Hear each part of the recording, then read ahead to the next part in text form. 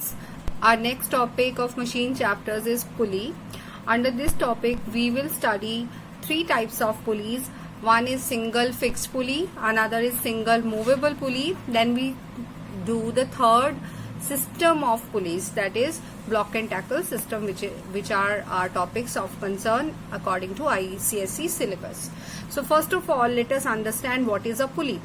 Pulley is nothing but it is only a wheel, right? It's a wheel type structure like a disc which is able of rotation about any axis, and its axis may be fixed, because firstly we are going to study fixed pulley. So in this case we can say that axis is fixed always, because the frame in which the disc is mounted, that frame is hanged from a rigid support. And this disc or the wheel, it has a grooved rim.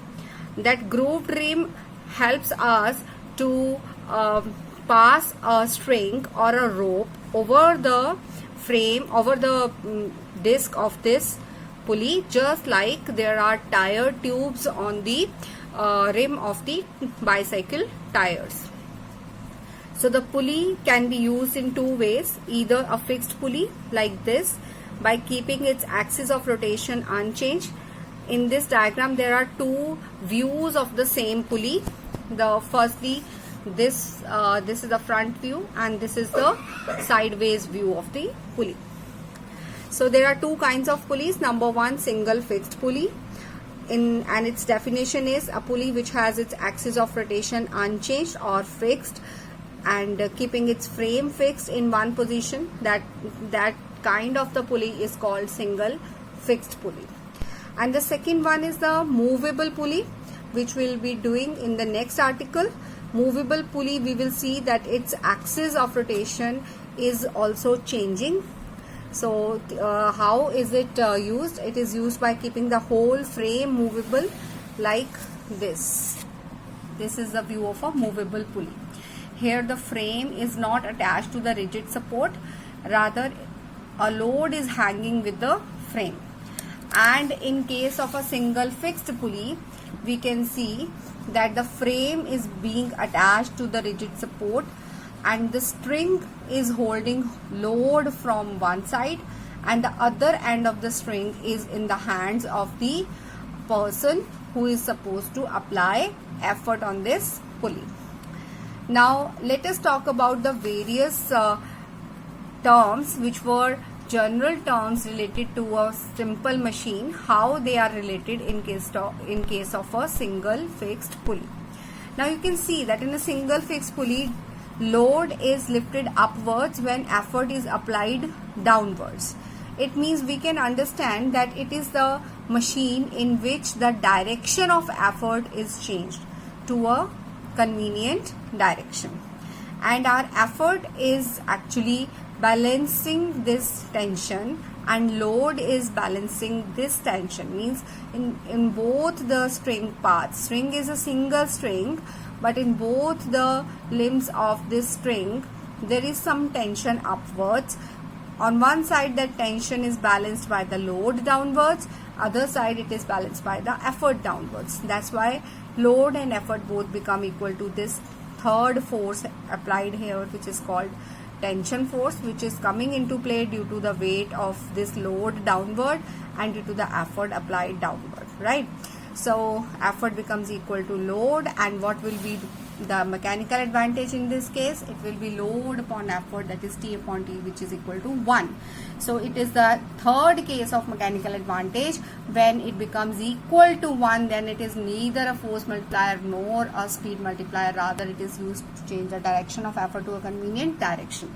Similarly बच्चों, इसका you may see that the amount by which this rope is pulled downward, the length by which this load is pulled downward, let us say 5 meter हमने नीचे खींच लिया धागा, then the load will move upwards by 5 meter. It means that displacement made by effort and displacement made by load will always be equal in case of a single fixed pulley.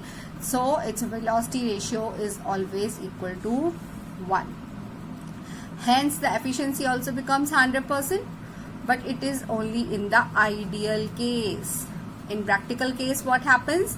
We have already discussed that in actual practice there is always some friction within the moving parts, like in the pulley bearings and axles friction, or the ropes friction when it slides over the groove of the pulley. So that's why the mechanical advantage becomes less than 1. Okay, now a student asked me what is the use of mechanical advantage. Now what is the use of mechanical advantage here? It will tell you how much effort you have to apply. Because of friction, your effort in actual practice, effort becomes more than load. That's why mechanical advantage decreases by 1. That's why efficiency decreases by 100%. Decreases down, matlab it decreases not equal to 100%, it reduces, right? So efficiency is always less than 100%. Why? Because in actual practice mechanical advantage gets less than 1, but the velocity ratio always remains 1 because it depends upon the machine's design, because these displacements will never change, they will remain the same. Now this becomes one question. Other question is why when mechanical advantage, even in the ideal case you see mechanical advantage is 1, so there is no gain in speed, neither there is gain in force, then why such a pulley is designed, or why such a pulley is used, or why such a pulley is so famous? The reason is that a fixed pulley is used to change the direction of effort to a convenient direction, that is the downward direction. It is always easy to apply effort in the downward direction because gravity also helps in the downward direction. Rather, imagine that you are lifting a load or a bucket full of water from the well upwards without a pulley. It will be difficult for you, because in the downward direction it is easy to apply effort, or even a person makes use of his or her own weight. If he is unable to apply effort downwards, he can just hang himself with this part of the string, because his weight acts downward, effort automatically will be applied downward because he is holding this part of the rope, and this load will come up. So this was all about single fixed pulley. Now let's move towards a single movable pulley. Now, as I told earlier, the pulley whose axis of rotation is movable. This is the definition of single movable pulley. So whose axis is not fixed in one position is called single movable pulley. This is how we draw its diagram, and in any kind of diagram where we are using a pulley or showing a pulley, rigid support is a must. If you draw a diagram without the rigid support, then how can you explain the action of all these forces? So if you have not drawn this rigid support, you will not get any marks in the paper, because logically your answer or your diagram will be incorrect in that case. Now this is how a single movable pulley is used. One end of that rope is hanging from the hook of the rigid support. Rope is passed over the groove of the pulley, and the other end of the rope is in your hands, and you are applying effort upwards from here. And where is the load? Load is hanging from the frame of the pulley. In this case, effort is balancing the tension from this end, but load is being balanced by both the upward tensions. So load becomes 2T and effort becomes T, and that's why mechanical advantage becomes 2T upon T, load upon effort's value we substitute, it becomes 2. In spite of the fact that the derivation will not be asked, no derivation will be asked, only the results you have to learn, like MA is equals to 1 for single fixed pulley and MA is equals to 2 for single movable pulley. But still you may read it for the clarification of ideas and for fixing the ideas in your mind, that how mechanical advantage becomes 2 in case of single movable pulley. Now let's talk about the velocity ratio. Here you can see that if we pull the string up by some distance, let us say distance D, then the load is raised up by the distance half of D. Why? Because total D, when you pull up the rope, D by 2 from here, D by 2 from here comes up. That's why load finally comes up by D by 2. So here you can say that velocity ratio is the distance of effort upon distance of load. When we substitute these values, then we get that velocity ratio comes out 2, that is D upon D by 2. D cancels out, so it becomes 2. So in ideal case, again efficiency becomes 100%, but again the same, for the same reasons in practical cases, actual machines, due to friction and weight, these are the two major aspects which you have to write about any machine, why efficiency is less than 100% for any kind of machine. These are the two major reasons, so you should answer these 2 points, that these are the reasons for which mechanical advantage decreases and efficiency also decreases, although the velocity ratio remains same. Now this was all about the single movable pulley. Now here you can see mechanical advantage was actually greater than 1, that is 2 in ideal case. It means that this pulley serves as a force multiplier. It means there is a benefit of using this pulley because it reduces our load by half. You can see here, effort becomes half of the load. Okay, so it reduces our effort by half of the load's value, right? So it's a force multiplier. Now the thing comes, if we want to achieve both the advantages, we want to gain in force also, we want to gain the mechanical advantage also, and we want to change the direction in the convenient direction also, then there is a method of using both the pulleys together like this. Single movable pulley attached to a single fixed pulley. Now load is attached to the frame of the movable pulley. Your effort was supposed to be applied here, but you crossed the rope over the single fixed pulley. What happens? Mechanical advantage of this movable pulley is used up, and this is serving only as a changer of the direction, because 2 into 1, both mechanical advantages will be multiplied and answer will be still 2. So this combination acts as a force multiplier as well as changes the direction in the downward direction. Then बच्चों यहाँ पे है the difference between the comparison between the single fixed pulley and the single movable pulley. All the major points have been mentioned here, so you should go through all these after reading these topics. These are like quick revision of all the points which were common in single fixed pulley and single movable pulley, and the points which were of difference, right? So points of single fixed pulley can be revised by keeping a hand over here and then going through these part, and single movable pulley can be also revised like this, and then you may also differentiate between the two. Then comes our next topic, combination of pulleys. Under this topic we will be doing the second part. We are not supposed to do this, we are not having this in ICSE 10 syllabus, so we will be coming to directly to the using several pulleys in 2 blocks, which is called block and tackle system. So generally there are 2 blocks having many pulleys, several pulleys. So one is the upper block, one is the lower block, and there is a rope, which is single rope, which is passing over the pulleys, over all the number of pulleys over there, and that rope is actually called tackle. So that's why the system is called block and tackle system of pulleys. So let's study it. Let us see the diagrams of block and tackle system of pulleys. Now first point to be considered here is that the total number of pulleys will be given to you. Now if the total number of pulleys is an even number of pulleys, then the upper and the lower block will have equal number of pulleys. Like if the total is 4, then 2 pulleys will be in the upper block and 2 pulleys will be in the lower block. And if the number is an odd number, like 5 pulleys, 3 pulleys or 7 pulleys and so on, then the upper block will contain 1 pulley more than the lower block, right? And why is it so? Because lower block is the movable block and the upper block is the fixed block. Just like fixed pulley, its frame is fixed to the rigid support. In both the cases you can see.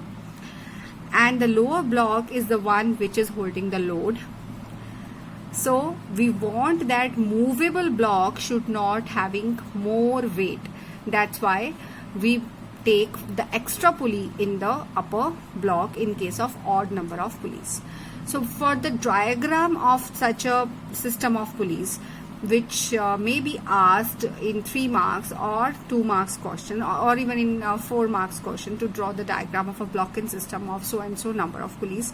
What you need to know, first of all, what is the number of pulley. If it is even, take equal number of pulleys in upper and lower blocks. Draw the frames first of all, then draw the pulleys. And why the diagram, in the diagram it has been shown that some pulleys are bigger in size, some in smaller in size, so that there is a clarity of drawing the tackle. So the outer pulleys are always bigger and the inner pulleys are always smaller. You may take coins to draw such diagrams, and after drawing the number of pulleys, please take care while drawing the tackle. Suppose you have drawn the number of pulleys in this diagram, first 2 upper and 2 lower blocks. Then the first frame, upper frame, should be attached to the rigid support, which is a must point to be cared of. Secondly, loads should be connected to the lower frame, and there should be 2 hooks in the inner sides, the sides which are facing each other of the 2 frames. The 2 hooks should be drawn, and there should be a sufficient space between the 2 hooks while drawing, so that they should not attach to each other, because they are actually not attached to each other. One frame is hanging and other is supported by the rigid support. Then start drawing the tackle. Tackle is the rope. From where will you start drawing it? You will start drawing it from this side, because this is the point where you apply effort. So from right hand side of the first pulley, that is the uppermost pulley, you start drawing the tackle, and move your pencil like this, going to the first pulley, rotating it over the frame of the wheel or the disc of the first pulley, coming down to the last pulley, then going up to the second pulley of the upper block, then coming towards the first pulley of the lower block, that is actually second pulley from the lower side. And now the other end of the tackle, where should it be connected? Because the tackle is this rope is being rotated over the frame of this pulley, that is the lower block's pulley. That's why it should not be connected to the hook of the lower block, rather it should be connected to the hook of the opposite side, that is the upper block. Now see the case of 5 pulleys. Similar way, you draw the pulleys first in the decreasing order of size. Here also decreasing from the lower side towards the upper side, right? Because the last will be the biggest one and the inner pulleys are the smaller pulleys. Then start drawing the tackle from this side. First, then last, then second last, then third. Now the last pulley is the third pulley of the upper block. So the tackle should not be attached to the hook of the upper block, rather it should go towards the hook of the lower block. So this is the logic of drawing this rope.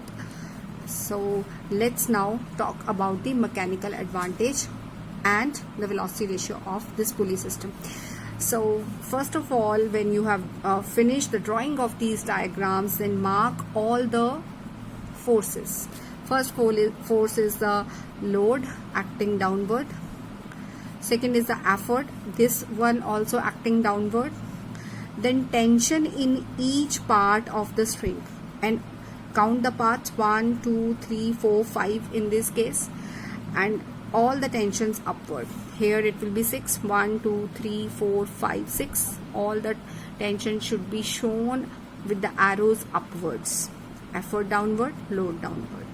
Then in the mechanical advantage, you will see that this effort is balancing this tension in the first limb, here also, and this load is balanced by the other parts of the string, that is 5T. Here it will be 4T. So for the first case, effort is T and load is 5T, so mechanical advantage becomes 5. Obviously again there will be no question regarding the derivation of MA, you just need to learn the answer, it comes out 5. Similarly, for the second case, L becomes 4T, E becomes T, so mechanical advantage becomes 4. So in journal we may see that in a block and tackle system of pulleys, the total number of pulleys in each blocks becomes the mechanical advantage.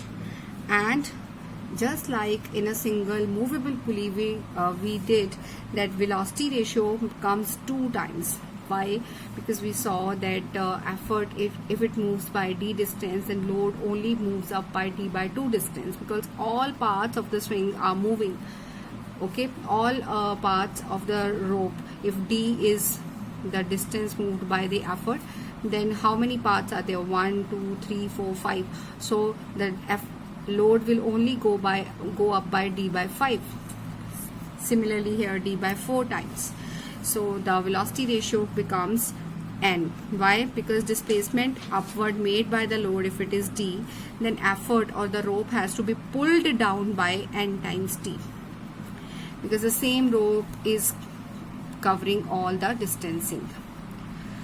So in this case, you may learn very simply that mechanical advantage and velocity ratio is always equal to the number of pulleys. In ideal case, efficiency becomes 100%. Mechanical advantage in ideal case is equal to the number of pulleys. Otherwise, it becomes less than the number of pulleys. That's why efficiency also decreases. And the reason is same weight of the moving parts and the friction between the moving parts. Now, I just want to discuss one example which is opposite to this case. Let's discuss that. Here in your books, if it is on page number 66, then please see example number 4, which is a solved example. Here he has mentioned that a block and tackle system of 2 pulleys in each block with the tackle tied to the hook of the lower block. Now we did in the practice of diagram of 4 pulleys that the tackle was actually attached to the hook of the upper block. So we may assume that in any of the even number of pulleys case, it's always attached to the upper block. But in our problem, he is telling us that tie the tackle to the hook of the lower block. So if you start drawing the tackle now from the lower block's hook, what will you see? That first this pulley, then coming out, then effort comes upward. It means it reverses the case which we have studied. So it is a special kind of example given where every situation is reversed. So here if we draw the diagrams, we will find that effort is not opposite to tension here. So this tension is not balanced by the effort. Actually effort is upward and tension is also upward. So load is balanced by 5 limbs here. So it becomes 5T, and effort is T obviously. So MA becomes 5T upon T 5. That is 1 more than the general case which we have studied, that it is always equal to the number of pulleys. But if you reverse the direction of effort, what happens? That mechanical advantage becomes more than 4. That is the number of pulleys, it becomes 5. Similarly, velocity ratio also. So that's it, all about the block and tackle system of pulleys. You have to revise up to this, and you may watch the video again or call me anytime if you have any doubts. Thank you so much.